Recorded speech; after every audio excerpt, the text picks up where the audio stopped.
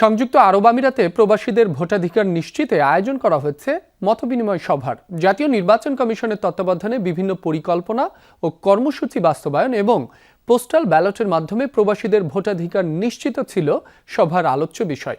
সংযুক্ত আরব আমিরাত থেকে সহকর্মী মেহেদী রুবেলের প্রতিবেদনে বিস্তারিত।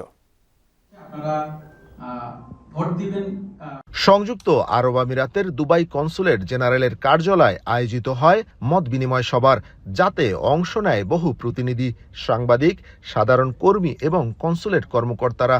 প্রবাসীদের ভোট প্রদান আরও সহজ করতে এ সভার আয়োজন করা হয়। আমরা যে সিস্টেমটা করতে যাচ্ছি তাতে আপনার বেশ সময় আগে, 1-1.5 মাস 2 মাস আগে ব্যালটটা আপনার হাতে পৌঁছাবে। মনে রাখবেন যে এই ব্যালটটি আপনার আমানত, আপনাকে রাষ্ট্র বিশ্বাস করেছে যে আপনি এই আমানতটা রক্ষা করতে পারবেন। পোস্টাল ব্যালট পদ্ধতির পাশাপাশি অ্যাপের মাধ্যমে সহজে রেজিস্ট্রেশন, অনলাইনে সহজে এনআইডি ও পাসপোর্টের তথ্য প্রদানের প্রক্রিয়া সহ আরও বিভিন্ন বিষয়ে বিস্তারিত তথ্য ও ভিডিও প্রদর্শন করা হয়। এ সময় প্রবাসীদের নানা প্রশ্নের উত্তর দেন কনসুলেট জেনারেল ও রাষ্ট্রদূত। নির্বাচন কমিশন একটা ওয়েবসাইট দিয়েছে, যেখানে কিন্তু প্রতি মুহূর্তে আপডেট হচ্ছে কোন দেশে কতজন রেজিস্ট্রেশন হয়েছে।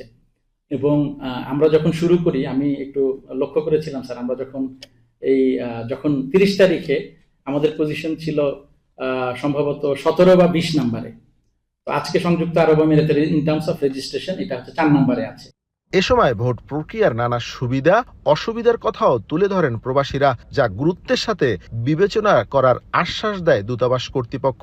পাশাপাশি প্রবাসী বান্ধব একটি কার্যকর ব্যবস্থা নিশ্চিতেরও প্রতিশ্রুতি দেওয়া হয়। মেহেদী রুবেল, যমুনা নিউজ, সংযুক্ত আরব আমিরাত।